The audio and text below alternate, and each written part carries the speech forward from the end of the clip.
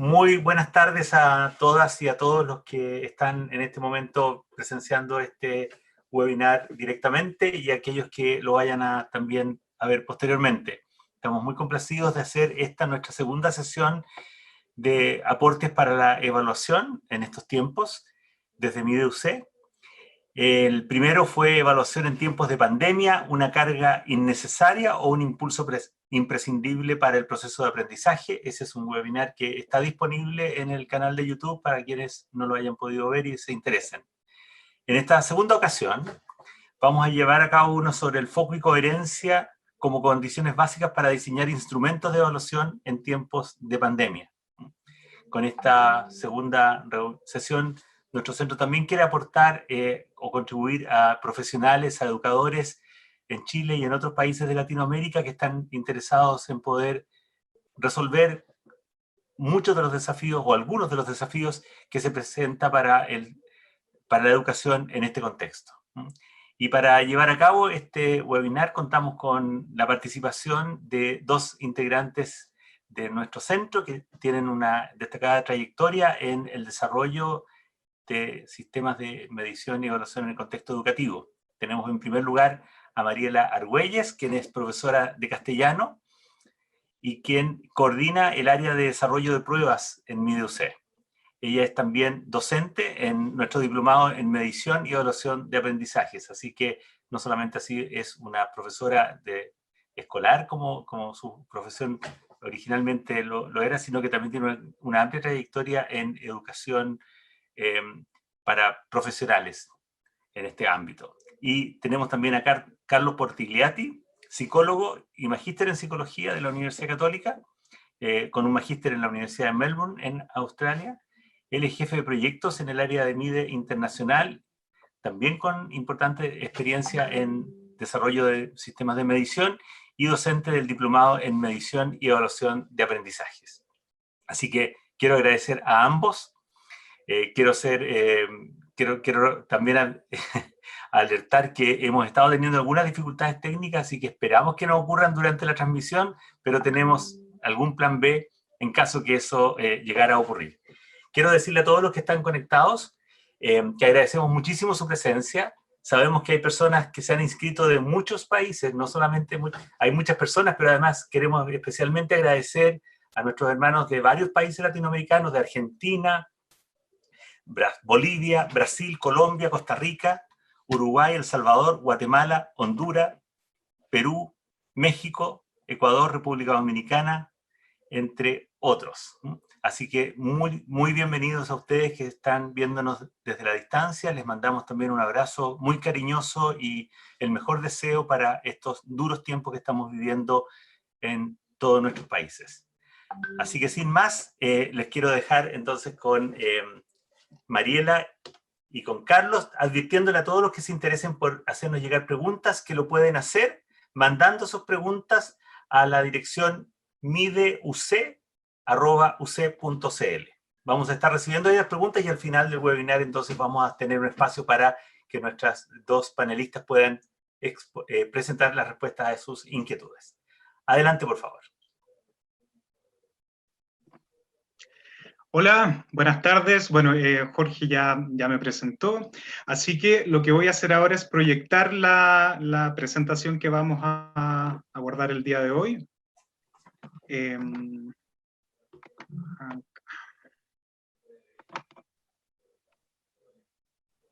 Ya, y si pueden confirmarme, Jorge, Mariela, si se ve la presentación. Sí, perfecto. Sí, súper. Ok.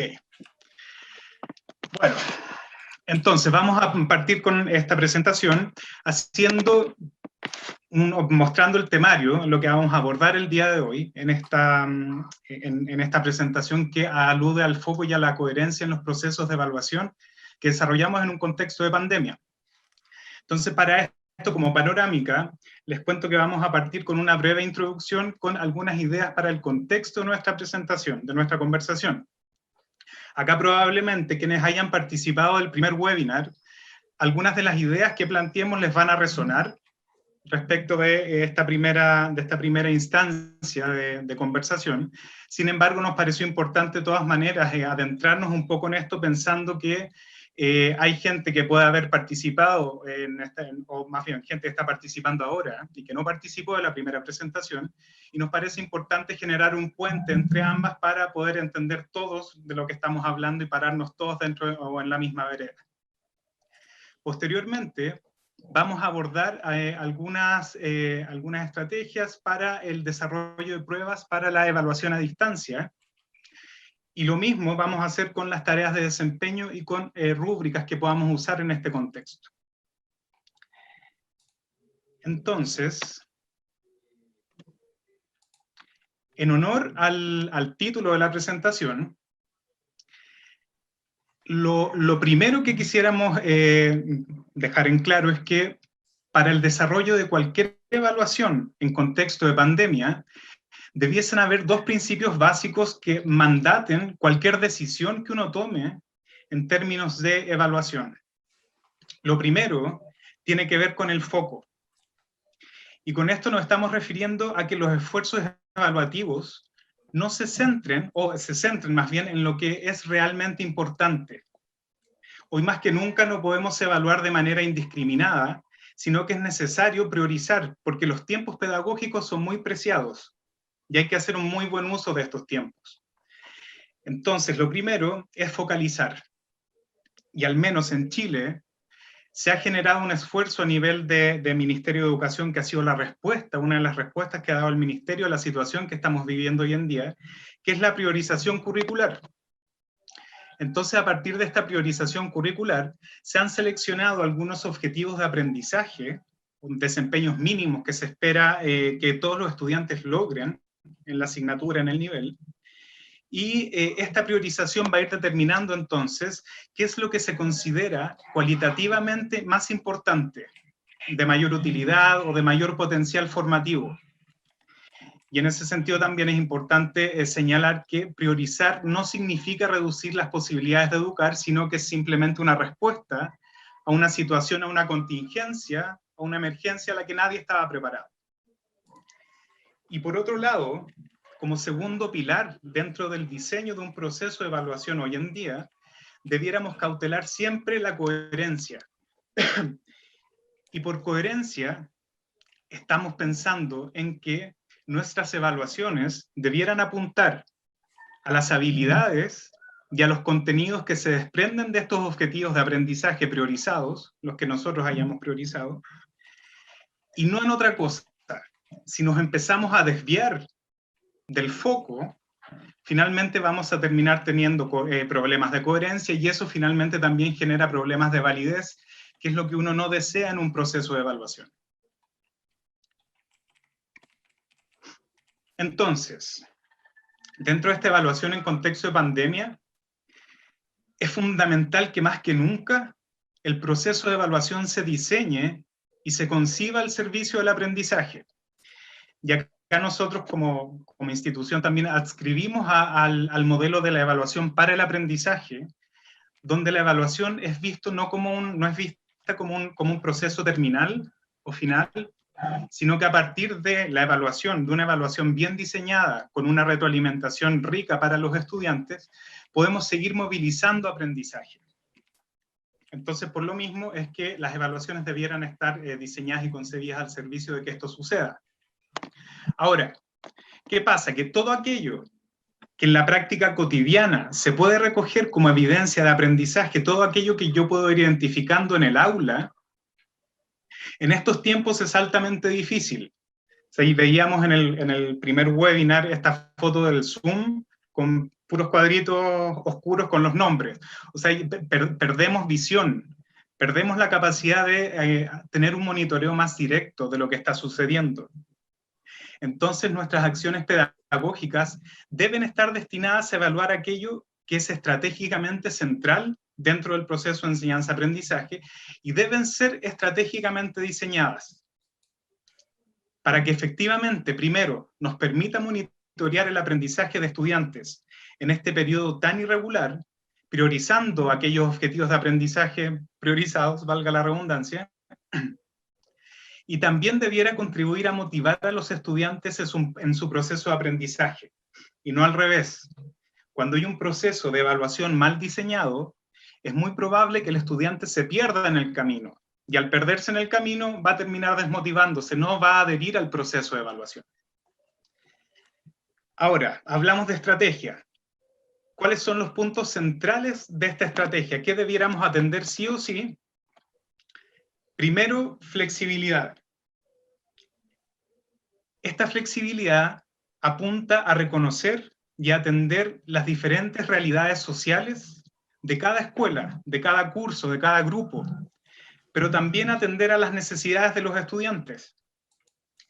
Entonces, adaptar prácticas pedagógicas en esta línea puede implicar ajustes en términos de metodologías de enseñanza, de recursos, de contenidos, etc.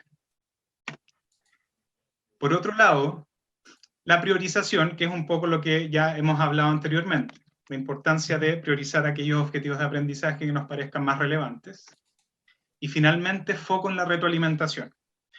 La retroalimentación nosotros la concebimos como una instancia fundamental dentro de cualquier proceso de evaluación que enriquezca el aprendizaje. Tiene que ser una retroalimentación que no solamente aborde lo que se logró o lo que no se logró, sino que también tiene que ir entregando ciertas señales que nos permitan acortar el camino entre el estado actual del estudiante y la meta a la cual él va caminando. Y para eso entonces es importante entregar retroalimentación oportuna, o sea, retroalimentación a tiempo. Y en un contexto como este, acá también uno puede jugar con la priorización. ¿En qué sentido? Atendiendo especialmente a los estudiantes o a los grupos que presentan mayores dificultades. Entendiendo que por el contexto, por todo lo que está sucediendo hoy en día, hacer un ejercicio de retroalimentación que sea mucho más exhaustivo probablemente no va a ser posible. Ahora, ¿qué es lo que hay que evaluar?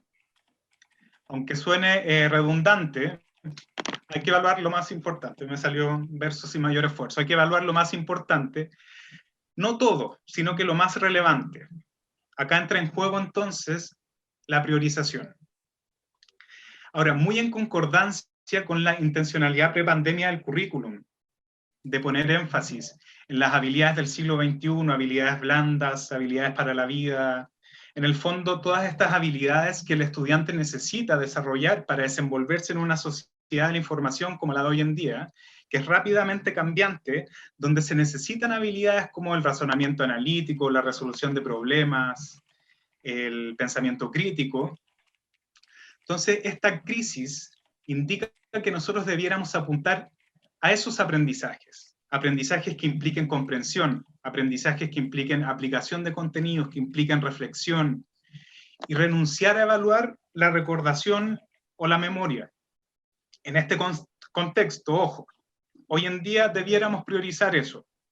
Y acá tenemos dos testimonios que fueron recogidos en una instancia de grupo focal que se hizo previo a esta serie de webinars. Una que es de un estudiante de segundo medio que vendría siendo secundaria. En estas pruebas ya no hay que saberse las fórmulas de memoria. Y está bien, porque al final, ¿de qué sirve? Lo importante es que sepa cuándo y cómo la debo usar. Y por otro lado, tenemos un testimonio de un docente de tercero básico, que es tercer grado en primaria, que dice que no sé si están haciendo las pruebas solos, pero como estoy haciendo preguntas que los obligan a reflexionar, no importa si reflexionan solos o con otros, porque igual están aprendiendo. Y en este sentido, las tareas de evaluación que se desprendan de este tipo de aprendizajes probablemente van a ser tareas más complejas y que exijan que el estudiante despliegue una serie de habilidades más allá del recuerdo, porque finalmente el recuerdo, estando en la casa, bueno, y hoy en día ya con el acceso a teléfonos y computadores, el dato, cuándo fue la Revolución Francesa, cuándo fue el combate naval de Iquique, en el caso de Chile, eso uno lo puede ver directamente en Internet. Pero en el caso de ejercicios, de tareas que impliquen más reflexión y mayor análisis, ahí no existe una única respuesta, nos interesa también ver el proceso. Y en ese sentido también es concordante con lo que estamos viviendo hoy en día. Eso. Mariela. Bien, sí. Aprovecho a saludarlos, aunque ya nos habían presentado. Espero que no me escuchen como si tuviera hipo, porque como parte de todo este contexto también surgieron algunos problemas para recordarnos que muy pocas cosas tenemos hoy día bajo control, ni siquiera la señal de internet. Esperemos que no. Bien. Vamos a seguir avanzando, entonces ahora vamos a entrar a recordar, a mirar a estas viejas amigas, viejas conocidas en la evaluación de todos los docentes, que son las pruebas. Las pruebas son amigas ya de mucho tiempo, ¿verdad? Pero también este contexto nos hace remirarlas de otra manera, nos hace remirar y volver a vincularnos, a reafiatar esta amistad antigua con una nueva mirada. Y lo primero es recordar que con independencia de si estas pruebas son sincrónicas o son asincrónicas, si son con un límite de tiempo o no, si son con cámara o sin cámara, lo importante es que las preguntas que componen las pruebas o los controles efectivamente nos permitan monitorear el aprendizaje. O sea, nuevamente aquí volvemos al tema del foco, no perder el foco. Lo importante no es solo que hagamos una estupenda prueba con unas magníficas preguntas, si esas preguntas se van alejando del foco más importante, que es poder monitorear realmente el aprendizaje. Entonces, esto significa que las preguntas deben solicitar tareas que sean una buena evidencia de lo que los estudiantes están aprendiendo, ¿ya? Eso es lo primero en el foco, una evidencia de lo que realmente estamos trabajando y de lo que realmente están aprendiendo nuestros estudiantes. Es decir, estamos centrados en los objetivos de aprendizaje que priorizamos, en los focos que les dimos a esos objetivos y en cómo los pudimos finalmente abordar y trabajar, ¿verdad? Y focalizado en estos aprendizajes prioritarios, también debemos priorizar en nuestras pruebas preguntas que pongan en juego habilidades complejas de reflexión y de aplicación de contenido. Pero eso también nos exige coherencia, en el sentido de que si vamos a evaluar preguntas que midan reflexión y aplicación de contenidos, la aplicación y la reflexión sobre los contenidos también es algo que debiésemos trabajar en los aprendizajes con nuestros estudiantes.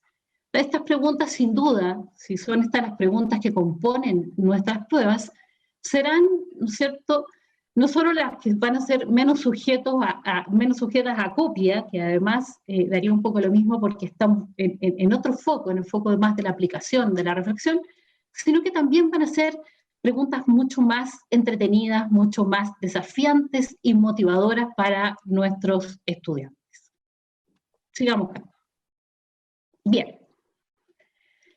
Vamos aquí a ver un ejemplo que también quienes estuvieron en el primer webinar ya lo vieron, lo vamos a recordar, y quienes no, lo vamos a ver hoy día. Tenemos este ejemplo, un objetivo de aprendizaje de séptimo, es investigar experimentalmente y explicar las características de los nutrientes, por ejemplo, carbohidratos, proteínas, grasas, vitaminas, minerales y aguas, en los alimentos y sus efectos para la salud humana. El indicador que se desprende o que se bajó, en este caso, para abordar una parte de este objetivo, porque todo indicador solo aborda, ¿no es cierto?, parcialmente el objetivo, no pretendemos que uno lo aborde en su globalidad. En este caso, este indicador es: identifican las principales características y funciones en el organismo de los alimentos de consumo diario. En este caso, podríamos hacer dos tipos de preguntas.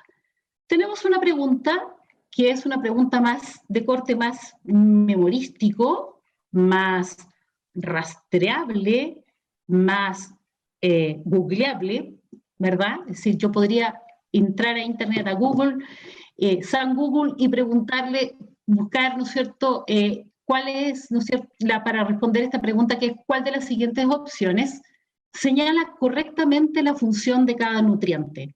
Y yo podría buscar cuál es la función de las proteínas, de las vitaminas, de las grasas, etcétera, y podría responder correctamente a esta pregunta, que es así de directa.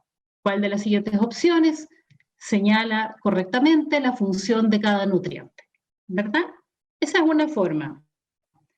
Pero otra forma, y que es la forma que estamos proponiendo que hoy debiese ser un poco más el camino de los tipos de preguntas que debiésemos incorporar en nuestras pruebas, que podríamos incorporar en nuestras pruebas, sería esta pregunta de un corte un poco más desafiante, que ya no depende si el estudiante rastrea esta información por internet, si la pregunta, si la busca en sus apuntes, da lo mismo, porque esta pregunta le pide que pueda ir aplicando este contenido de otra manera. Entonces aquí tenemos esta pregunta que dice así: Pedro se mudará de casa hoy.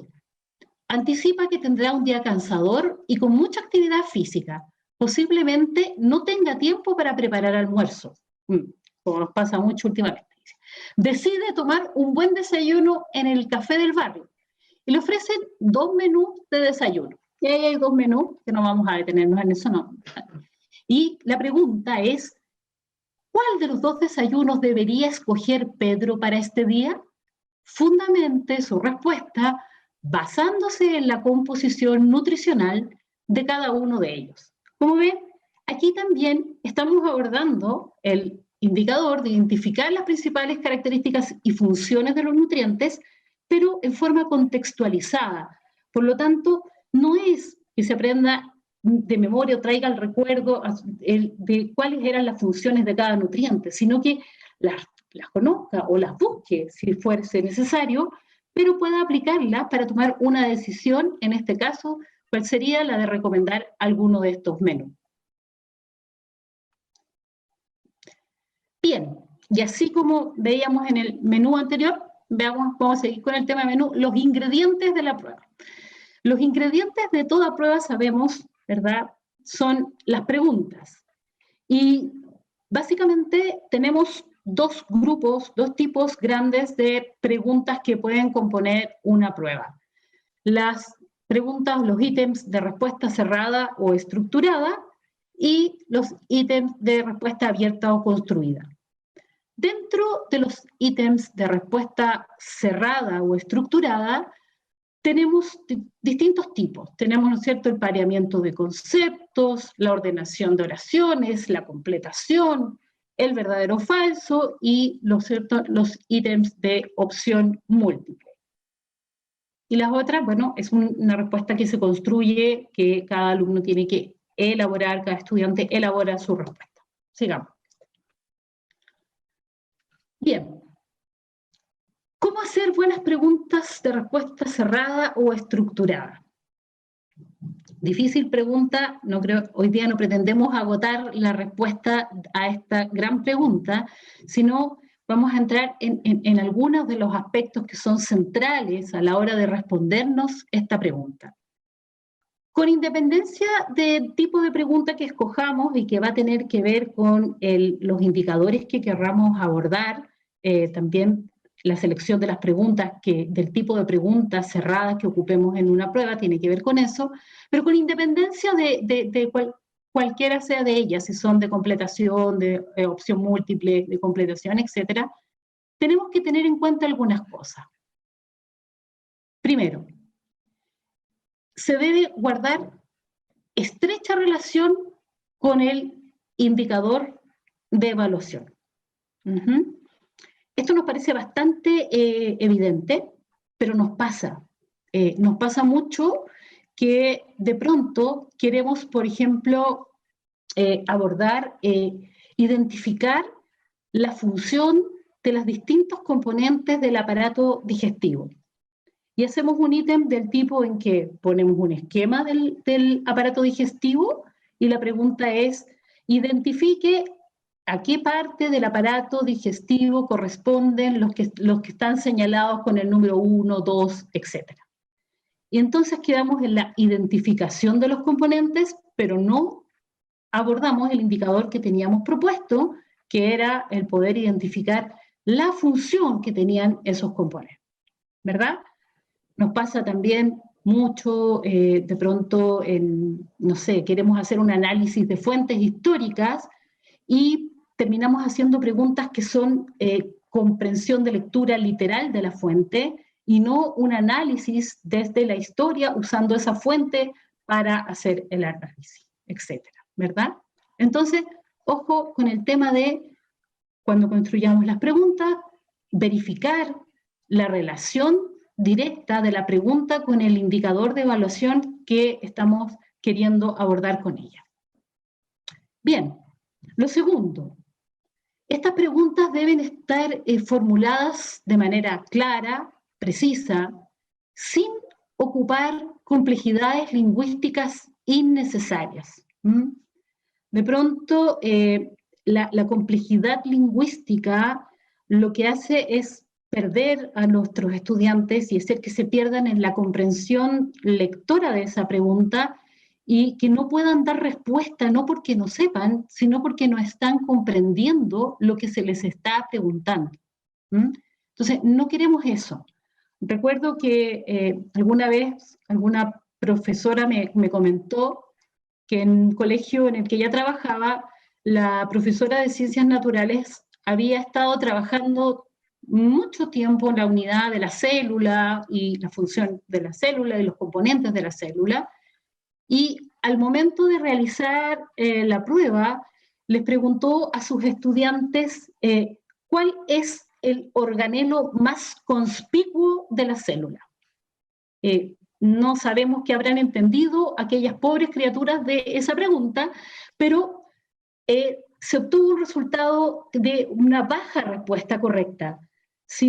¿Y qué queda ahí? Queda la duda si no contestaron porque no entendieron la palabra conspicuo o porque de verdad no sabían que un organelo central e importante en la célula era el núcleo, por ejemplo, ¿verdad?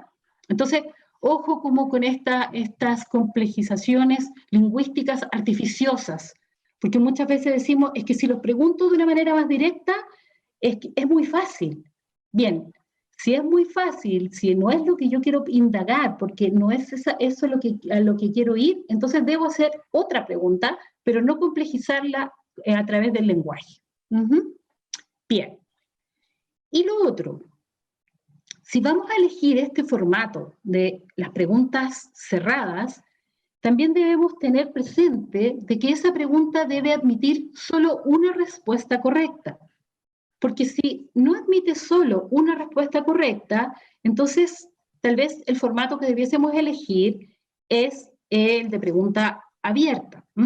O porque también nos ponemos en aprietos cuando no hay solo una respuesta correcta, porque va a ser muy difícil poder formular sin equivocaciones los distractores de estas preguntas, ¿verdad? Por ejemplo, si quisiéramos decir, ¿cómo se conserva de mejor manera la leche en buen estado? No hay una sola respuesta, hay al menos dos respuestas para esa pregunta, que podría ser la esterilización o la pasteurización. Entonces, efectivamente, ahí no hay una sola respuesta. Entonces, tengo que tener claro, tener también eso a la vista, de que para elegir este formato tengamos una sola respuesta posible correcta, en este formato, preguntas cerradas. Bien, y no olvidar, ¿cierto?, que tenemos que preguntar aquello que es central y sustantivo para saber qué han aprendido nuestros estudiantes. Aquí no queremos preguntar por el detalle, no queremos preguntar algo periférico, queremos preguntar lo central, lo más importante de lo que están aprendiendo, lo que están trabajando nuestros estudiantes, porque el sentido de estas pruebas precisamente es ese, poder monitorear el aprendizaje, poder darles una buena retroalimentación para que ellos puedan continuar con el proceso de aprendizaje. Bien, vamos a centrarnos ahora en las preguntas de selección múltiple. Estas también son buenas amigas, viejas conocidas de nuestras pruebas, las preguntas de selección múltiple. Vamos a ver algunos puntos acerca primero del contexto y del enunciado. Dicho lo que decíamos en el comienzo de que lo importante en este tiempo es tratar de hacer preguntas desafiantes, donde podamos evaluar habilidades de orden superior como el análisis, la aplicación, la reflexión. La mayoría de estas preguntas debiesen tener un contexto, porque para realizar una aplicación no la vamos a hacer, difícilmente la vamos a hacer más con una pregunta directa, entonces van a tener, casi todas ellas van a tener un contexto. Y aquí el tema es que utilicemos imágenes, situaciones que nos permitan hacer más significativas estas preguntas también para nuestros estudiantes, que les hagan un mayor sentido, donde ellos sientan que tiene un sentido mayor lo que están trabajando, lo que están aprendiendo en estas aplicaciones que son con contextos cercanos y significativos para ellos también. Bien, luego tenemos el enunciado. El enunciado no es otra cosa que la pregunta, la solicitud de la tarea que se le hace al evaluado, a los estudiantes, ¿verdad? Y aquí la idea es que se solicite con total claridad la tarea que queremos que realicen. Al decir con total claridad, queremos decir que este enunciado debe tener un criterio y debe tener una posibilidad de, al leer la pregunta, yo poder ya estar elaborando una respuesta y no tener que completar la idea o el sentido de este enunciado a través de la lectura de las opciones. Entonces, es muy distinto preguntarle qué podemos afirmar o qué se puede decir acerca del protagonista del cuento anterior. Ante esa pregunta podemos afirmar, decir muchas cosas. Tendríamos que recurrir a las opciones para completar la idea de lo que se me está interrogando. Distinto es si yo pregunto por qué el protagonista del cuento anterior ayuda a el personaje tanto, aun cuando éste le ha causado tantas dificultades a lo largo de toda la historia narrada. En ese caso, yo ya puedo tener una respuesta o empezar a formular una respuesta aún antes de leer las opciones, ¿verdad? Bien, lo otro que es recomendable es que tratemos de que el enunciado sea una pregunta directa y no una completación. ¿Por qué? Porque al formular una pregunta directa, nosotros como constructores del instrumento ya estamos focalizando de mejor manera qué es aquello que queremos preguntar. Entonces, muchas veces también nos pasa que la completación nos induce un poco al tema de hacer estos enunciados que no tienen un criterio. Por ejemplo, si yo digo, el cuento anterior es... El cuento anterior es, 2 puntos. Y pongo las opciones. Y quien lee eso podría completarlo de muchas maneras. El cuento anterior es largo, es corto, es aburrido, es entretenido, en fin. Distinto es entonces si yo le pregunto directamente qué tipo de mundo se refleja en el cuento anterior, si es eso lo que yo quería indagar, ¿verdad?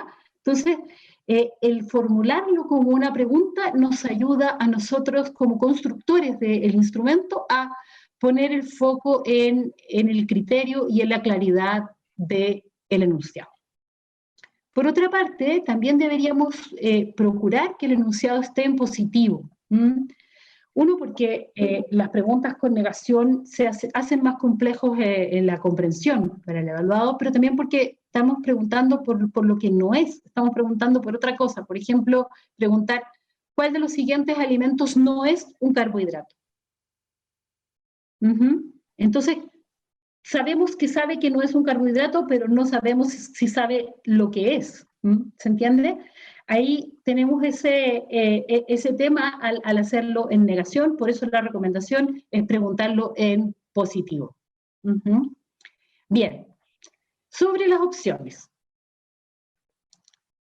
Todas las opciones deben responder a la pregunta que está contenida en el enunciado.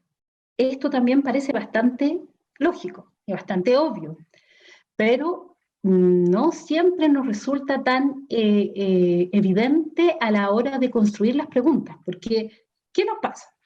¿Qué es lo que solemos hacer? La mayoría, ¿no? O sea, formulamos nuestra pregunta y elaboramos después la respuesta correcta. Y después de eso, empezamos, ¿no es cierto?, a poner las dos distractores. Y ya los distractores empieza a pasar que ya no nos quedan tan bien redactados, ni con una lógica gramatical, ni con una lógica de respuesta a la pregunta. Entonces, por ejemplo, si preguntamos, ¿por qué al ponerle sal al agua yo puedo enfriar con mayor rapidez una bebida que está tibia y la pongo en agua? ¿Por qué si yo le pongo sal, por qué al ponerle sal se enfría con mayor rapidez?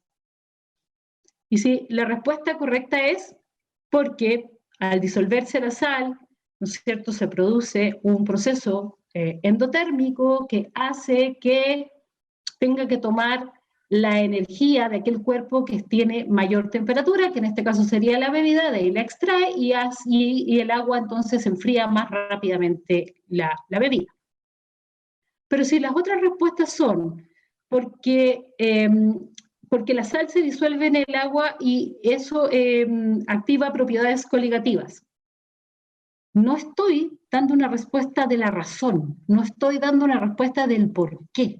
Entonces, muchas veces nos pasa, sobre todo con estas preguntas donde preguntamos por qué, que una sola explica la causa, que es la correcta, y las otras suelen ser descripciones, suelen ser características, pero no responden, incorrectamente se entiende si son los distractores, pero debieran responder, aún incorrectamente, a la lógica de la causa, porque estamos preguntando en este caso por un por qué. Bien. Lo siguiente, los distractores son respuestas incorrectas, efectivamente, pero debiesen ser respuestas plausibles. Plausibles no solo quiere decir que no sean muy discordantes, que no sean irrisorias, que no sean algo absolutamente descartable a priori, porque muchas veces nos pasa también que somos distractores donde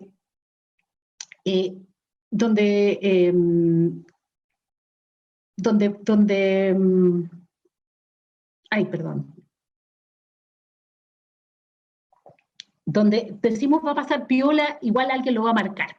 Pero no es la idea es que la plausibilidad tiene que ver con que se deriven de un razonamiento que iba bien encaminado, pero que en algún momento se equivoca. Así como, por ejemplo, en matemáticas sucede que alguien dice, la respuesta correcta es tal, pero si un alumno en vez de poner el signo negativo en este puso positivo, va a obtener tal respuesta. Y con eso formula sus distractores. Ok.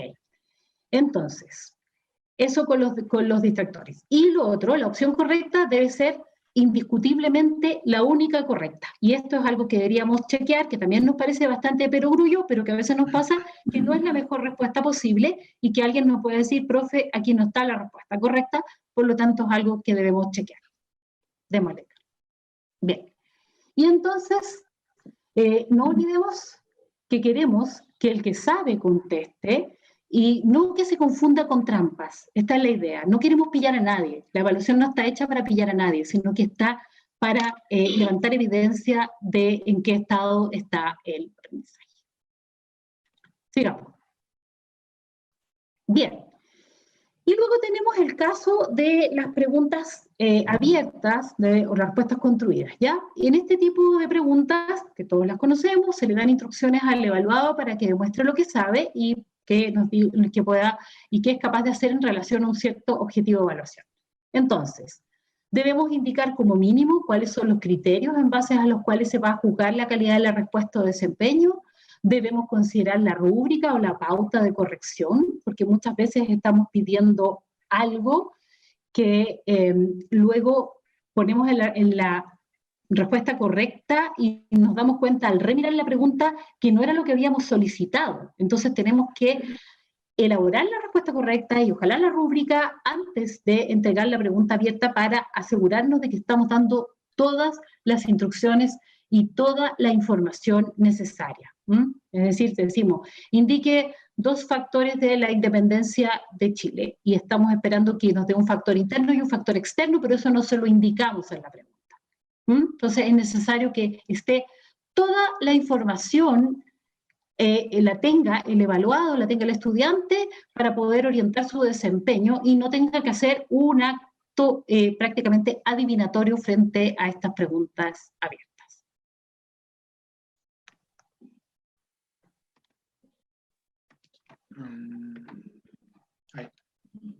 Bien, entonces, al momento de construir nuestras preguntas, es muy importante que tengamos a la vista los siguientes criterios. Pongamos el foco en las preguntas que indaguen en la comprensión del material, no en su mero recuerdo.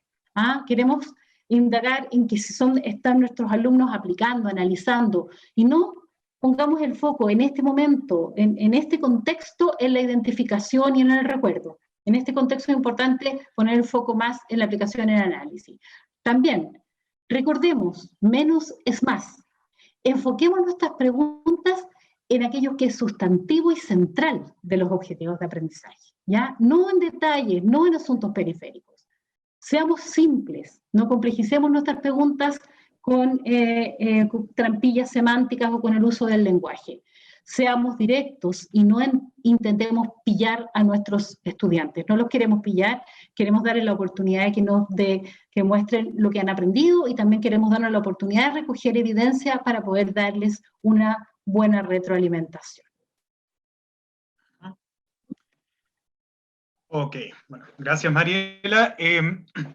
Así como Mariela entonces presentó algunas consideraciones básicas para el desarrollo de pruebas escritas, ahora vamos a abordar algunas consideraciones también importantes para el desarrollo de tareas de desempeño y las rúbricas asociadas para la evaluación a distancia.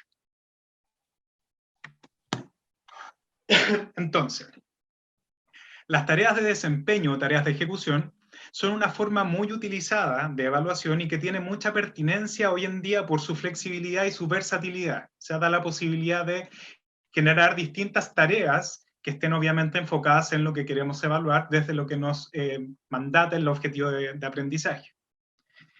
Estas son tareas, actividades para ser realizadas individual o grupalmente, que permiten poner en práctica aprendizajes complejos y evaluar el desempeño de los estudiantes en su proceso o producto. Y acá esta es una distinción importante que tiene que ver con las tareas de ejecución, que en una tarea de ejecución uno puede enfocarse en el proceso mismo.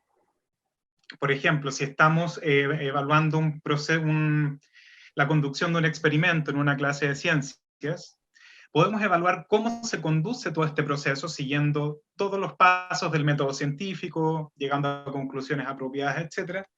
O podemos evaluar el producto final, que en este caso bien pudiera ser un informe, un reporte, o en el caso de una asignatura, de un área como artes visuales, podríamos evaluar un autorretrato, una escultura, alguna tarea que se le haya asignado al estudiante y en la cual nosotros nos vamos a fijar entonces en el producto final.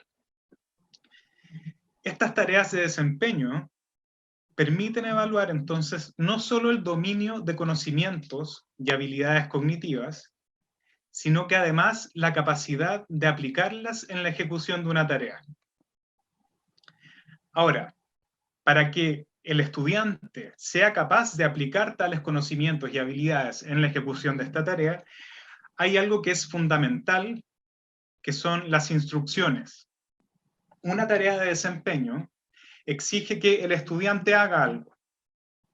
Ahora, para conducir ese proceso es fundamental, y ahora en un contexto de pandemia, que lo vamos a ver en la lámina siguiente también, es fundamental que las instrucciones que le entreguemos al estudiante den lugar a dudas de lo que tiene que hacer. Eso es por un lado la instrucción, qué es lo que le digo yo al estudiante que haga, pero también es necesario contar con rúbricas o pautas de corrección que nos permitan focalizarnos en aquello que yo voy a observar del desempeño o del producto del estudiante para asegurarme que estoy evaluando aquello que quiero que aprenda. De esta manera, entonces, también las rúbricas o pautas de corrección permiten explicitar la concordancia con los aprendizajes que promueven. ¿En qué sentido? Por ejemplo, en el caso de las rúbricas, donde nosotros vamos a tener distintos niveles de desempeño, el nivel esperado, digamos, el logrado, el competente, el aprobado, como quieran llamarles ustedes, nos va a dar cuenta de nuestro estándar, de nuestra meta. Y esa meta, ciertamente, tiene que ser consistente con el aprendizaje que está dando forma a este proceso de evaluación. Y acá abajo aparecen algunos ejemplos de tareas de desempeño que van desde proyectos tecnológicos, cuentacuentos, portafolios, experimentos científicos, etc. Ahora, es fundamental en las tareas de desempeño, en este contexto, considerar que las tareas van a ser desarrolladas eminentemente en ausencia del docente, en forma autónoma de parte del estudiante, o en el mejor de los casos, con apoyo de las familias. Por eso entonces es bueno asegurarse primero que todo, como les decía antes, que las instrucciones sean claras, sean precisas, y que se descarte cualquier complejidad innecesaria. Acá yo creo que esta es una máxima que aplica para cualquier proceso o para cualquier decisión que uno toma en un proceso de evaluación, es esta máxima del menos es más, donde yo voy a ir identificando aquello que sea realmente relevante para poder desarrollar esta tarea. Si agrego una complejidad innecesaria, sobre todo en este contexto de pandemia, donde no hay una supervisión o un monitoreo más directo, es posible que el estudiante se pierda, es posible que incluso ni siquiera los padres, las madres puedan orientar también al estudiante, si es que no se entienden bien. También es importante dedicar tiempo a clarificar con los estudiantes cuáles son los criterios de evaluación. ¿Qué se espera del desempeño del estudiante en esta actividad? ¿Qué aprendizaje se espera apreciar a través de ese desempeño? Si eso se aclara, primero podemos orientar mejor a los estudiantes, porque le estamos declarando cuál es la meta, sabe hacia dónde tiene que caminar. Pero además nos va a permitir dar una mejor retroalimentación. ¿Por qué? Porque mi criterio de desempeño, al plantearme estas metas, al plantearme los deseables, me va a dar un estándar desde el cual yo puedo contraponer el rendimiento, el aprendizaje del estudiante, qué fue lo que él demostró en una evaluación. Y entonces ese camino que hay entre lo que nos mostró la evaluación y entre la meta, va a poder ser mucho más dirigido a través de una buena retroalimentación.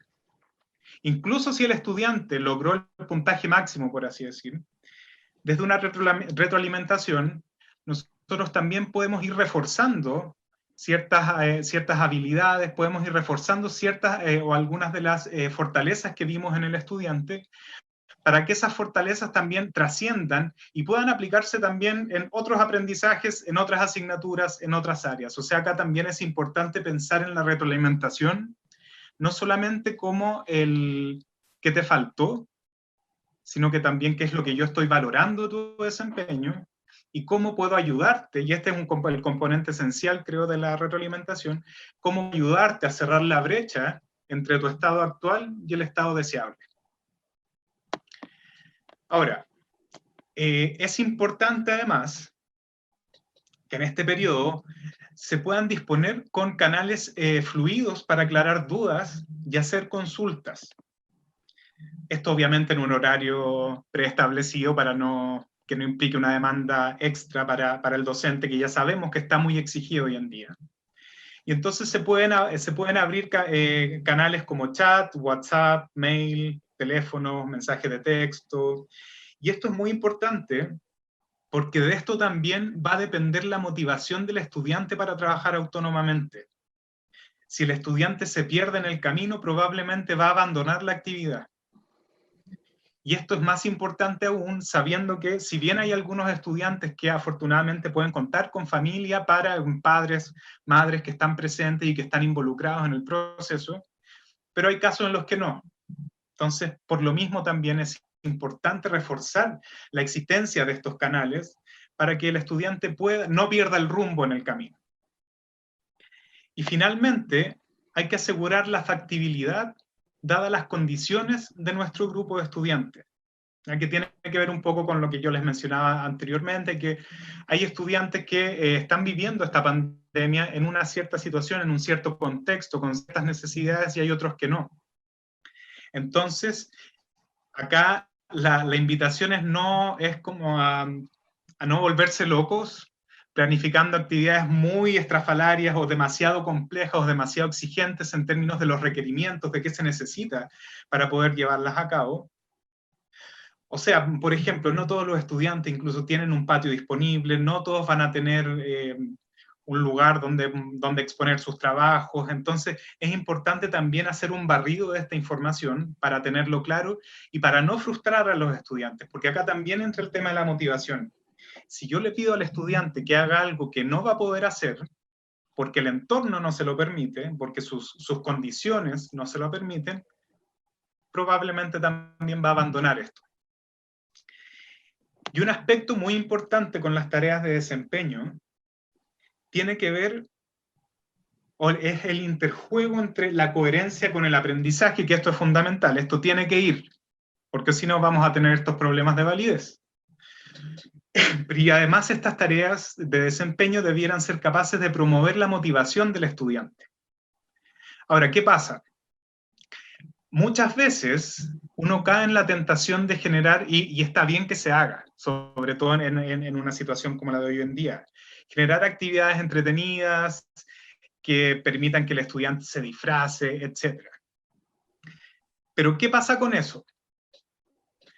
Si yo, por ejemplo, estoy evaluando la comprensión de un estudiante sobre un texto X, el Quijote, y después, en mi rúbrica, yo voy a evaluar el vestuario, o voy a evaluar la performance, la actuación, lo que sea, ahí nos estamos perdiendo del foco. Esto no quiere decir que vayamos a hacer solamente actividades aburridas o tareas de desempeño que no sean motivantes para el estudiante. Lo que quiere decir es que bienvenidas sean estas actividades motivantes, siempre y cuando lo que nosotros evaluemos finalmente sea lo que remite al aprendizaje. Porque insistimos, en este contexto el tiempo es poco, entonces tenemos que tratar de maximizar, de sacarle todo el jugo, como decimos acá, a la experiencia de evaluación.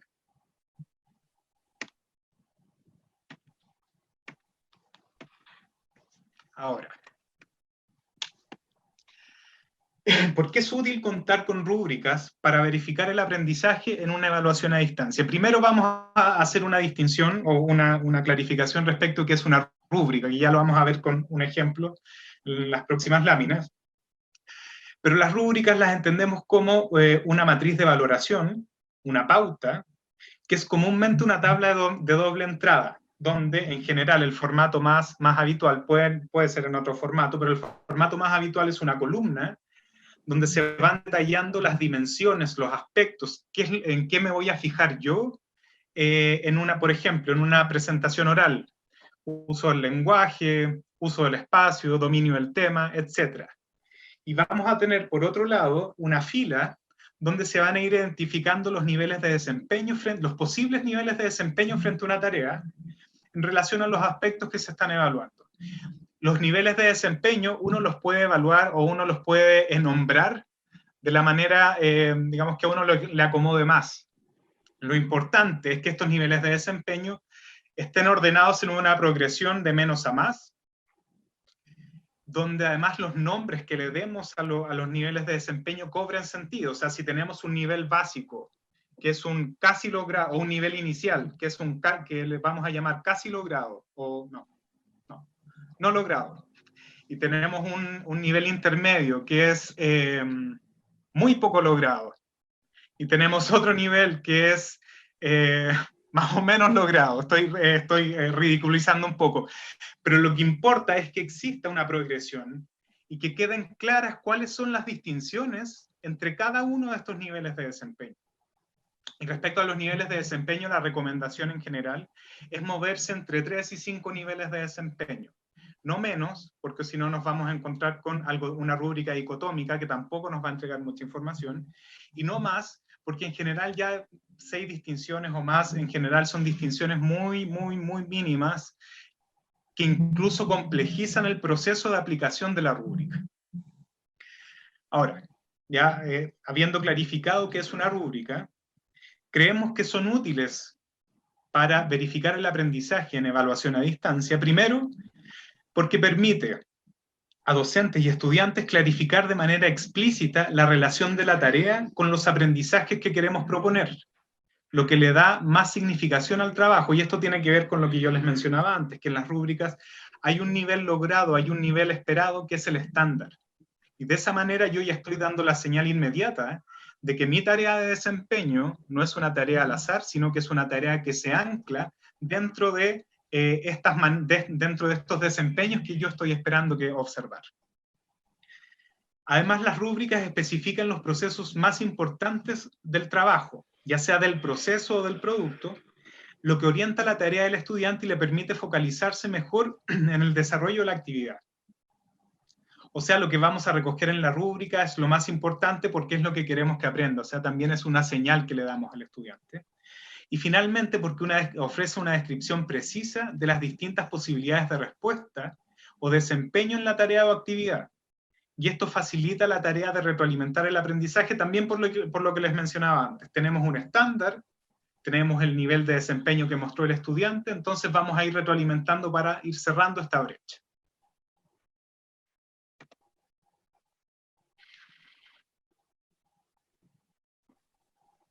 Ya. Mariela.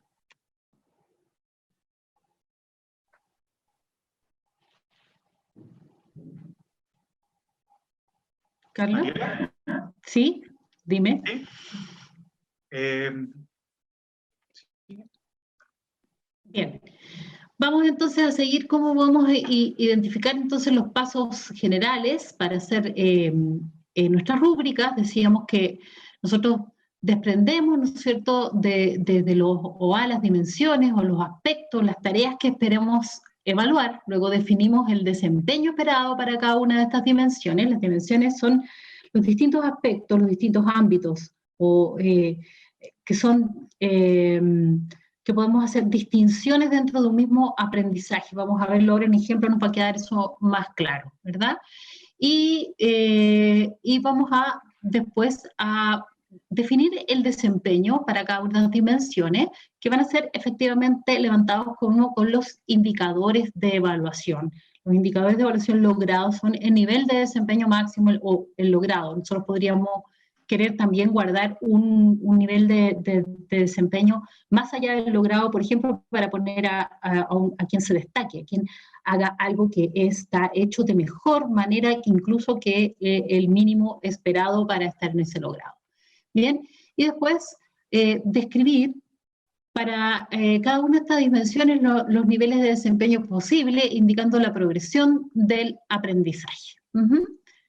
Vamos a ver allí tenemos algunas consideraciones importantes, ¿no es cierto?, que ya les hemos dicho, vamos a pasarlas más rapidito, dicen las rúbricas, entonces siempre están al servicio del trabajo pedagógico con los estudiantes, por eso es fundamental que sean claras y que sean comprensibles, ya, para el lenguaje del estudiante.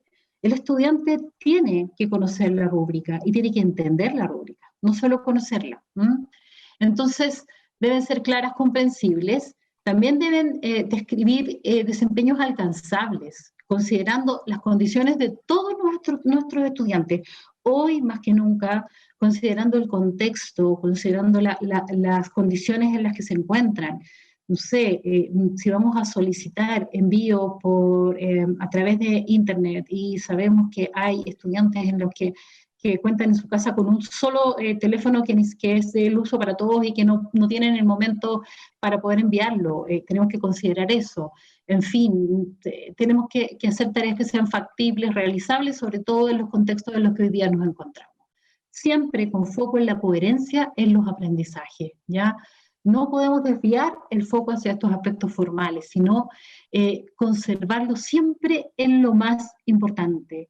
No es que nos quede esto coherente en la formulación, porque la formulación puede ser muy coherente, nos puede quedar muy bonita. El tema es que no perdamos el foco en evaluar y abordar lo central de ese aprendizaje con estas tareas de ejecución. Es un poco lo que decía Carlos antes. Estas tareas son motivantes, son desafiantes, pueden ser muy entretenidas, pero el foco está en que recojan efectivamente la centralidad del aprendizaje que hemos estado trabajando y no solamente que nos quedemos en lo entretenido o en lo motivante y nos dispersemos en eso. Pero por supuesto que la diversión y la entretención pueden y deben ir de la mano del aprendizaje y también, ¿por qué no?, de la forma de evaluar y recoger ese aprendizaje. ¿Bien? También cuando se trata de estudiantes pequeños, párvulos, primeros años, también esperamos que estas rúbricas sean autoexplicativas para los padres y los cuidadores, porque son ellos los que van a estar trabajando con los niños, con los párvulos o con los niños de cursos más pequeños. Entonces, tienen que ser entendidas por los padres y por los cuidadores de estos niños necesariamente, ¿ya? Porque padres y cuidadores pasan a ser también actores partícipes, pero fundamentales del proceso educativo en estos tiempos. Por lo tanto, es muy importante que estos sean totalmente autoexplicativos para ellos, que los podamos compartir y podamos dárselas a conocer, que sean comprensibles. Sigamos. Vamos a ver algunos ejemplos. Aquí tenemos un ejemplo que es de educación parvularia, justamente, es del núcleo lenguaje verbal. El ámbito de la comunicación dice comprender contenidos explícitos de textos literarios y no literarios a partir de la escucha atenta y describiendo información y realizando progresivamente inferencias y predicciones. Ya, ese es el aprendizaje que se ha abordado. Y entonces, aquí podrían haber discusiones o alguien podría decir, pero ¿qué van primero? ¿Van primero los indicadores? ¿Va primero la tarea? En fin, esta es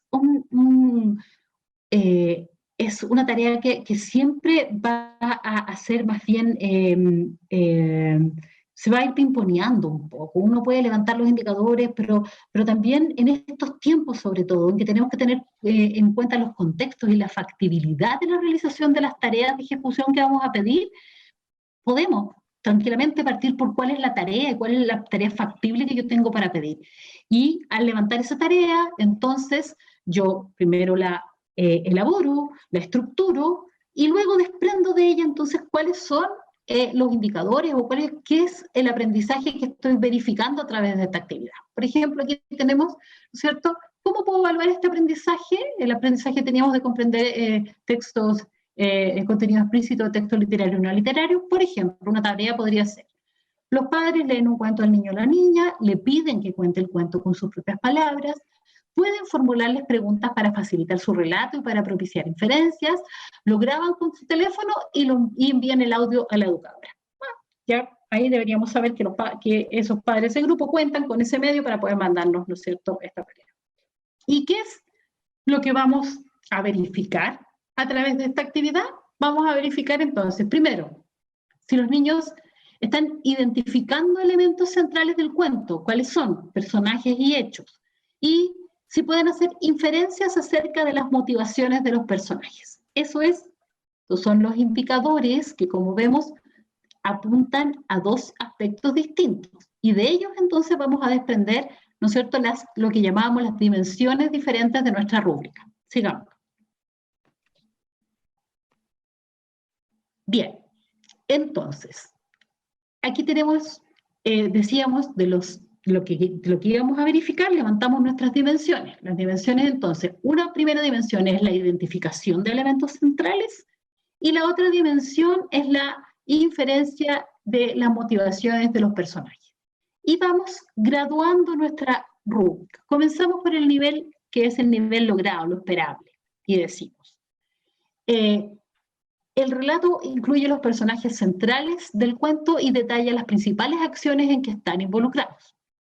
Ese es el logrado. En el medianamente logrado, el relato incluye los principales personajes y algunas acciones en que se involucra. Puede omitir información de interés, pero que no afecta a la comprensión del cuento. ¿Ya? Y el tercero, el nivel no logrado, dice, el relato omite personajes importantes del cuento o hechos fundamentales para su comprensión. En la otra dimensión, decimos, ante preguntas formuladas por el adulto en el nivel logrado, o ya sea por estas preguntas formuladas o en forma espontánea, ¿no es cierto?, el niño o niña propone posibles motivaciones o estados emocionales de los personajes que resultan coherentes con las acciones. Entonces, porque también es muy importante que los padres, que los cuidadores, conozcan la rúbrica de antemano, porque si en el nivel logrado lo que nosotros queremos es que el niño pueda hacer inferencias acerca de las motivaciones de los personajes, quien va a leerle el cuento y le va a formular preguntas tiene que estar al tanto de esto para también poder formularle preguntas que propicien que el niño pueda mostrar este desempeño. Luego, en el medianamente logrado, ante preguntas formuladas por el adulto, el niño o niña describe acciones o rasgos de los personajes coherentes con el cuento, pero que no refieren a posibles motivaciones o estados emocionales. Refieren a otras cosas, aun cuando son coherentes y son parte del cuento. Y luego, en el nivel no logrado, ante estas preguntas formuladas, o ya sea en forma espontánea, el niño o niña describe rasgos o propone motivaciones de los personajes que no se relacionan con las acciones en el cuento. ¿Qué es lo importante también aquí en la rúbrica? Nuevamente volvemos al tema de, ¿no es cierto?, la coherencia. Es súper importante que la rúbrica tenga una coherencia en vertical, en el sentido de que las dimensiones se desprenden directamente del aprendizaje a evaluar y de lo que queremos, de lo que vamos a observar, del desempeño que vamos a recoger con esta tarea, se desprenden de ella directamente, y también tienen que tener una coherencia horizontal en el sentido de la graduación de los distintos niveles de desempeño. Que sea una graduación que también sea sustancial, que no se gradúe por detalles, porque de pronto hacemos unas graduaciones que son tan mínimas, el cambio entre un nivel y otro, que después nos es muy difícil poder realmente observarlo. Sigamos, Carlos. Entonces hablamos ahí de esta coherencia vertical y horizontal. Bien, ¿qué es lo importante? Cautelar que la rúbrica aprecie desempeño directamente, ¿ya? Queremos realmente, la rúbrica debe describir desempeños que podemos observar y que vamos a poder observar en la tarea dada. No podemos poner algunos desempeños que no se solicitaron en la tarea, ¿bien? Cautelar, entonces también resguardar que la rúbrica tenga esta coherencia, ya lo dijimos, vertical y horizontal. Sigamos. Bien, acá tenemos otro ejemplo. Este es un ejemplo de historia del segundo medio. Dice, explicar los factores que incidieron en el proceso de recuperación de la democracia que durante la década de 1980, considerando la crisis económica, el surgimiento de protestas, la rearticulación del mundo político y el rol mediador de la Iglesia Católica, de organismos de defensa de derechos humanos y de la comunidad internacional. Ese es el aprendizaje que se quiere promover, es el aprendizaje que vamos a estar trabajando, y entonces pienso, ¿cómo podemos evaluar esto? Habrían muchas formas de poder evaluarlo. Sin duda también, hasta, ¿no es cierto?, con nuestras queridas y amigas conocidas pruebas, pero decíamos, en este contexto queremos también presentar estas tareas que sean más desafiantes, más motivantes y que puedan involucrar un poco más también a nuestros estudiantes. Entonces, por ejemplo, todo esto son ejemplos y son decisiones, opciones. Uno podría hacerlo de muchas otras maneras, igual que en las rúbricas, levantar muchas otras dimensiones e indicadores. Pero un ejemplo, ¿cómo lo podría evaluar? Podríamos pensar en que se cree un grupo cerrado de Facebook. Si bien no es una de las redes sociales más populares dentro de la gente, de los estudiantes hoy en día, esto es algo factible de hacer a través de un grupo cerrado de Facebook, ¿verdad? Y se le asigna a cada estudiante un personaje o una institución de este periodo estudiado. Entonces, este estudiante debe crear un perfil de Facebook de la personaje o institución y compartir fotos, publicaciones, registros reales y o creadas que reflejen el papel que jugó en el proceso. También se espera que los personajes comenten las publicaciones de los restantes personajes de acuerdo a la interacción que sostuvieron en el periodo. ¿Qué puedo evaluar? ¿Qué voy a verificar del aprendizaje a través de esta actividad? ¿Qué podría verificar? La comprensión del rol de los distintos actores del proceso, la selección e interpretación de fuentes de información, la comprensión de la multicausalidad del proceso. Todo eso, algo que yo podría quizás mirar muchas otras cosas más, pero como decíamos, tenemos que también priorizar qué es lo que quiero mirar, qué es lo que voy a recoger. Esas también ya son opciones, decisiones que debemos tomar, y esto es, como les decíamos, un ejemplo. Sigamos. Bien, y aquí entonces, en coherencia, en consistencia con lo que queríamos mirar, con lo que queríamos evaluar, con la evidencia que queríamos recoger, vamos a levantar entonces estas dimensiones. Perfil del personaje o institución, uso de fuente, y ahí hay un etcétera, porque efectivamente esto podría dar para muchas otras dimensiones que ustedes quisieran poner o añadir a esta rúbrica. Entonces, aquí tenemos, para el perfil del personaje, en el nivel logrado, el perfil es completo y detallado, reflejando con sus comentarios imágenes o documentos compartidos, la complejidad del papel que jugó en el proceso de recuperación de la democracia en Chile. El medianamente logrado, dice, el perfil cuenta con registros, publicaciones y comentarios que reflejan de manera general el papel del actor en el proceso. Y en el nivel no logrado, el perfil cuenta con escasos registros y comentarios y no permite ilustrar el papel del actor en el proceso. En la otra dimensión, en el uso de fuentes, tenemos, se incluyen como publicaciones fuentes históricas, variadas y atingentes al rol del actor, y los comentarios a las publicaciones demuestran una correcta interpretación de las fuentes. En el medianamente logrado, se incluyen como publicaciones fuentes históricas atingentes al rol del actor, pero los comentarios no aportan en su interpretación o no hay comentarios. Y finalmente, en el no logrado, las fuentes utilizadas no son atingentes al rol del actor en proceso. Como ven, esta podría ser una actividad muy motivante, pero a la vez es muy desafiante, porque si aquí no mantenemos el foco en el aprendizaje y en la evidencia que esperamos recoger, esta podría ser una actividad que se podría ir para cualquier parte. Podríamos tener un Facebook muy entretenido, pero que finalmente, si no compartimos la rúbrica, si no la discutimos, incluso podríamos llegar hasta acordarla con quienes van a participar en esta tarea de ejecución y levantar claramente lo que se espera con claridad para poder dar por logrado cada una de las distintas dimensiones, se nos podría dispersar y se nos podría quedar solo en una actividad muy entretenida. En cambio, si mantenemos el foco y la coherencia con el aprendizaje, no solo es una actividad muy entretenida, sino que es una actividad que nos va a permitir recoger evidencia de este aprendizaje con la motivación y participación de nuestros estudiantes. Ok. Ahora, para ir cerrando y dar paso a las preguntas, como ideas que quisiéramos dejar, ideas fuerza de esta presentación, primero, las rúbricas permiten orientar el trabajo de los estudiantes desde antes que comiencen a desarrollarlo. Saben de antemano cuáles son las metas que debieran cumplir en estas tareas de evaluación.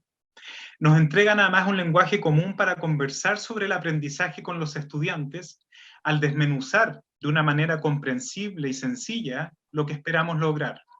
Y así entonces, como pensamos cuando formulamos ítems o preguntas de selección múltiple, o cualquier tipo de pregunta escrita, donde decíamos que era importante ir al grano, el menos es más finalmente, esto también debiera ir cuando redactamos nuestros niveles de desempeño. Los niveles de desempeño debieran ser autoexplicativos para los estudiantes también.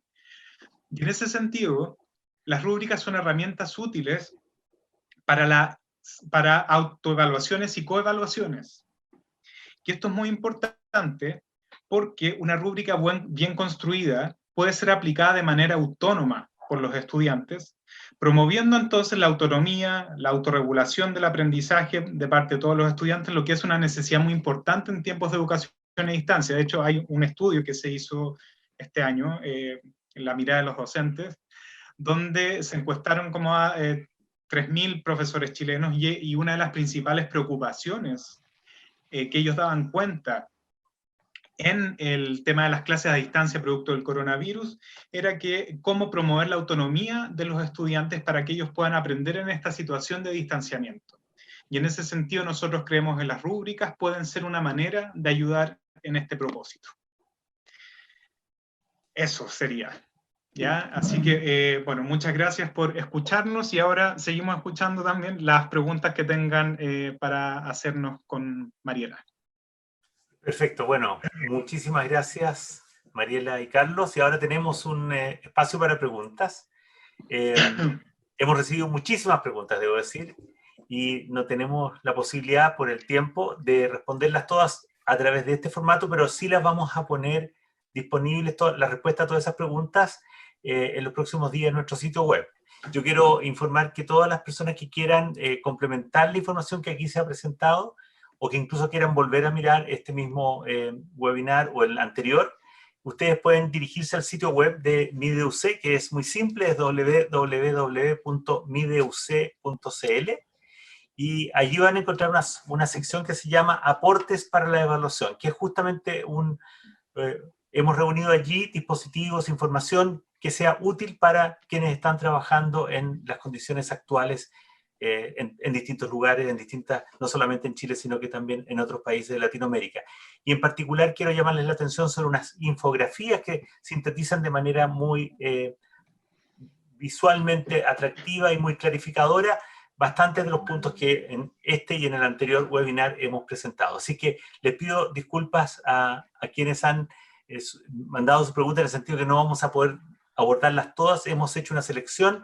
De hecho, varias de esas preguntas son parecidas, entonces las hemos integrado, y voy a mostrar 7 preguntas. Entonces les voy a presentar primero 3 a Carlos y Mariela para que ellos se las distribuyan, y después voy a presentar 2 y 2, y vamos a hacer 7 preguntas para aclarar cuántas vamos a alcanzar a responder en estos minutos.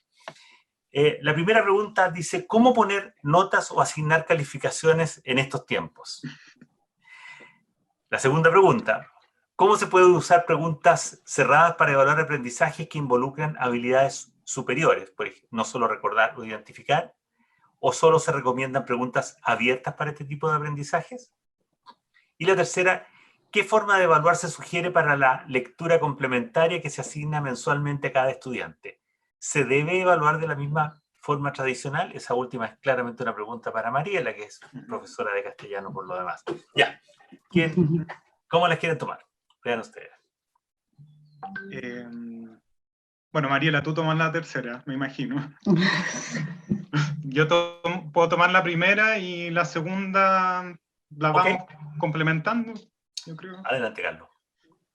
Ya, respecto al tema de la calificación, yo creo que ahí la respuesta más honesta es que no lo sabemos todavía.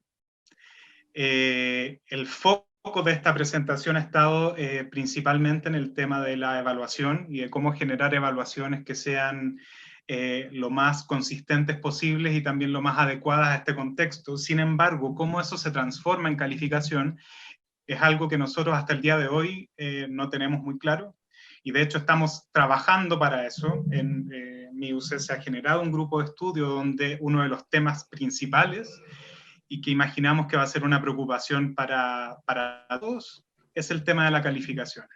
Y seguimos avanzando en eso. Entonces yo creo que ahí la invitación en este minuto es a seguir participando en los webinars, porque probablemente quizás en un futuro vamos a poder tener más información para responder a esa pregunta.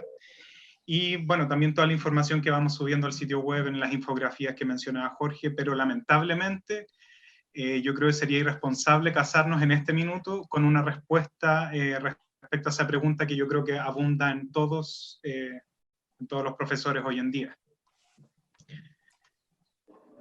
Respecto a las preguntas cerradas. Sí, las preguntas cerradas se pueden usar para medir aprendizajes en habilidades superiores. Ajá, sí, mira, las preguntas cerradas siempre han sufrido como de este cuestionamiento, ¿no? Como que dice, mira, si las preguntas cerradas finalmente lo que se hace es identificar la opción correcta. Entonces, finalmente nos quedamos en el reconocimiento de la opción correcta. Sí, claro, esa es la operación.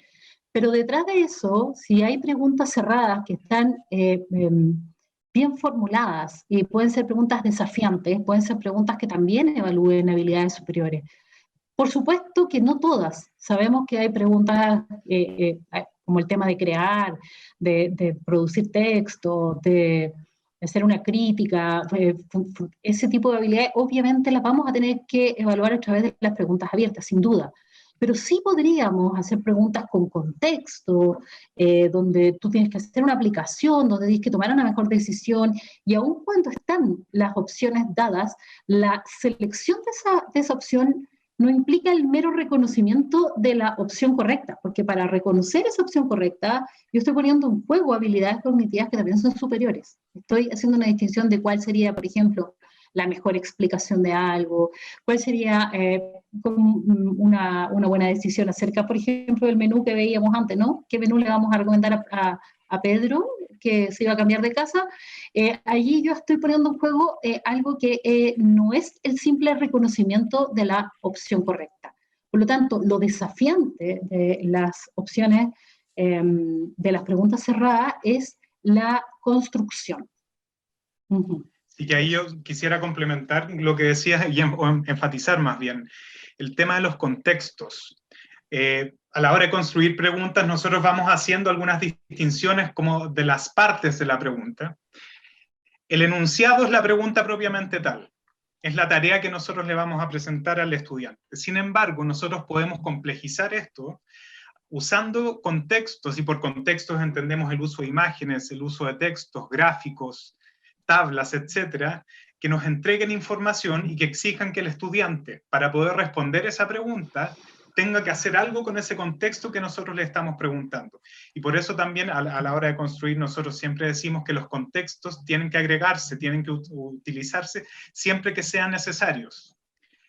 Y al ser necesarios, le estamos exigiendo al estudiante entonces que se haga cargo de la información que le estamos presentando, y de esa manera también poder llegar a una respuesta correcta, que incluso pensando el mismo ejemplo del menú, el menú de desayuno, que estaba planteada como una pregunta abierta, pero uno bien podría hacer una pregunta cerrada a partir de esa misma pregunta, donde sea uno quien vaya generando distintas propuestas de desayuno. Claro, en ese caso eran dos, probablemente uno tendría que hacer algo más para poder jugar más con las opciones, pero de todas maneras se puede hacer.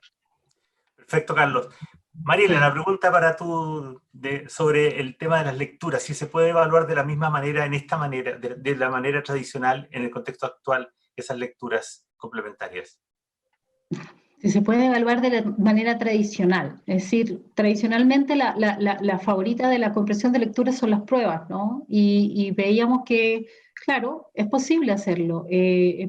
Podemos hacerlo a través de preguntas que sean más desafiantes, que no sean estas preguntas como quedarnos en detectar si se ha leído o no se ha leído el texto indicado, sino que es poder hacer estas preguntas que sean efectivamente más de la comprensión y de la interpretación. También las podemos hacer a través de este otro tipo de tareas. Podríamos crear el mismo que decíamos antes del perfil de Facebook, lo podríamos hacer con algunos personajes de una novela, ¿por qué no? Lo importante ahí está nuevamente, en no perder el foco de qué queremos evaluar con esa comprensión, qué nos interesa evaluar de la comprensión de lectura. Perfecto. Les voy a formular dos preguntas más que tienen que ver con formas específicas de evaluar. Una dice, ¿qué opinan ustedes de que se exijan guías semanales tan estrictamente? ¿Es recomendable? Y la otra pregunta, ¿por qué se utilizan o validan preguntas de verdadero o falso, ya que estas tienen un alto porcentaje de azar? A menos que se solicite una justificación. ¿Cuál es su opinión sobre estas dos preguntas? Guías y preguntas de verdadero y falso. ¿Alguna preferencia, Mariela? No, parte si quieres. Ya. Bueno, voy a tomar la de verdadero y falso. Efectivamente, hoy en día el uso de preguntas de verdadero y falso dentro de todo el pool de maneras de preguntar en una pregunta cerrada es uno de los que cuenta con menos popularidad hoy en día, por lo mismo, porque ciertamente hay un factor de azar que no es menor, porque acá tenemos solamente dos opciones. Es como tener una pregunta de selección múltiple con solamente dos opciones.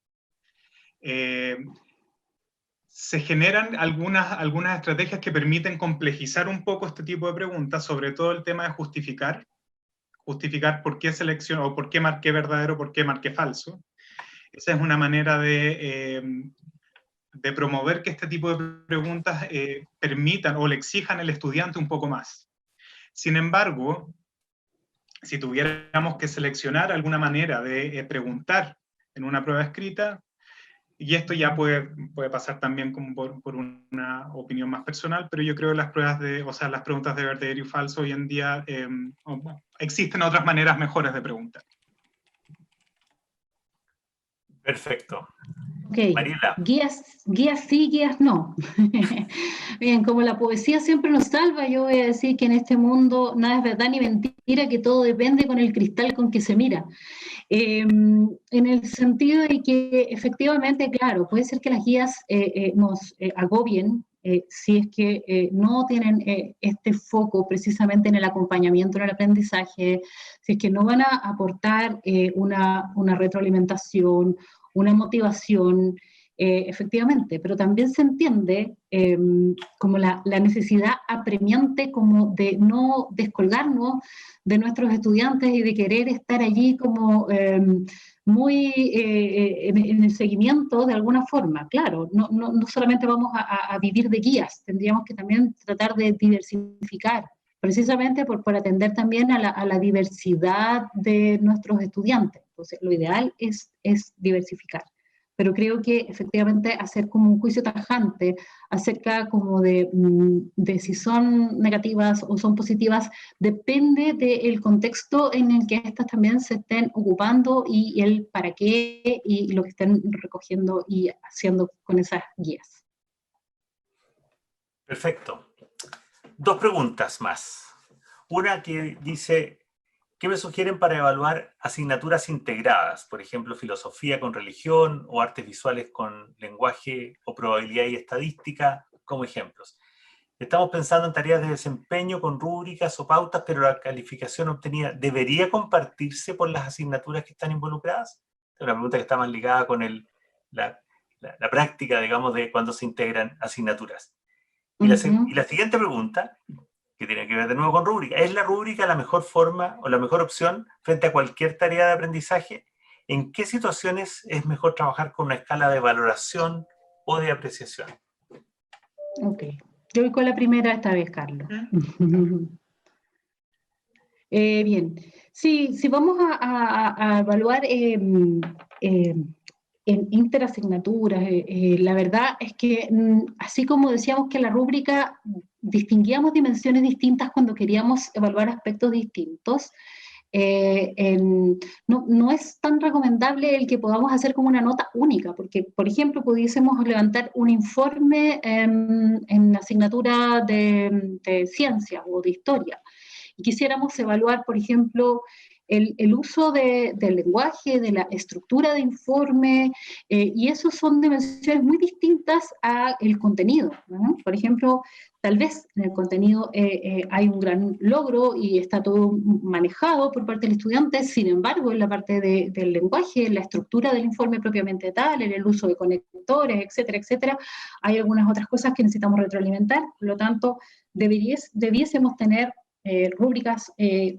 separadas o dimensiones separadas y por lo tanto después ver el tema también de las calificaciones. Yo ahí ya no me quiero meter, más bien quiero meterme como el tema de separar precisamente para poder como retroalimentar como con mayor efectividad a los estudiantes. Que si no estamos mezclando ámbitos y no les estamos devolviendo una información lo suficientemente clara para poder progresar en el aprendizaje.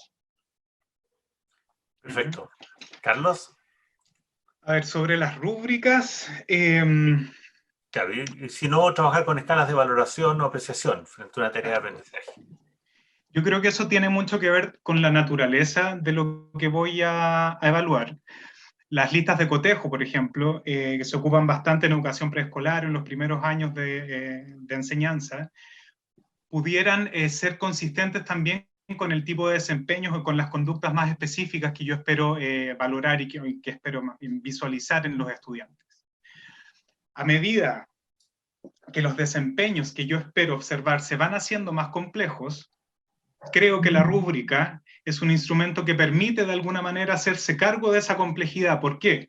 Porque permite ir descomponiendo este desempeño en ciertos criterios o en ciertas dimensiones, ciertos aspectos que yo sí o sí quiero evaluar, lo que no quita que para el uso de esa rúbrica yo eventualmente pueda ocupar una lista de cotejo previo, y acá nosotros hacemos la distinción entre, a ver, si estoy observando un desempeño, por ejemplo, y quiero evaluarlo con la rúbrica, yo puedo ocupar una lista de cotejo como una manera de ir registrando todo lo que yo estoy observando. Entonces, la lista de cotejo que me va a ir desplegando todas las conductas que uno quisiera observar, va identificando eso, va haciendo el registro de la información, y en base a eso, finalmente yo me voy a la rúbrica. Creo que de esa manera la rúbrica puede funcionar de manera complementaria con las listas de cotejo, con otro tipo de instrumentos de registro. Sin embargo, creo que a medida que se van complejizando los aprendizajes, también creo que también es necesario complejizar también los dispositivos que yo voy a ir utilizando para poder hacerme cargo del proceso evaluativo. Perfecto. Bueno, muchísimas gracias, Mariela y Carlos. Quiero agradecerle a ustedes. Quiero agradecer muy especialmente a todos los que nos han estado acompañando esta tarde, que sumaron más de 1.600 personas, en lo que demuestra el interés que despiertan estos temas en estos tiempos. Creo que hay que recordar siempre y honrar lo que están haciendo en este momento los docentes para sostener la enseñanza de los estudiantes y el aprendizaje en estos difíciles tiempos. Así que nosotros como centro estamos en la tarea de contribuir a ese propósito desde el ángulo que nosotros podemos aportar. Y a propósito, nos llegó una pregunta de un amigo de México, a quien fue parte de recuerda que tú, María, fuiste docente en el diplomado que hicimos en México, José Luis Álvarez, y nos pregunta si, además de abordar lo que estamos haciendo sobre el aprendizaje en el aula y la evaluación en el aula, si estamos pensando también en hacer un webinar sobre el monitoreo más a nivel del sistema, de manera que también los sistemas educativos y las autoridades puedan conocer qué está pasando con los estudiantes. La verdad es que el foco de esta línea de trabajo ha estado justamente en el aula, porque entendemos que ese es el punto central de preocupación para todos los sistemas educativos en este momento, pero también entendemos que hay necesidades de un nivel más global, y seguramente más adelante vamos a responder a esa pregunta de José Luis en otro webinar. Pero por el momento estamos en esto, y lo que quiero decirle a todos los que nos han enviado preguntas, quiero reiterarlo, nosotros vamos a poner las respuestas a sus preguntas en nuestro sitio web. Así es que les sugerimos que, voy a repetir el destino, digamos, es www.mideuc.cl,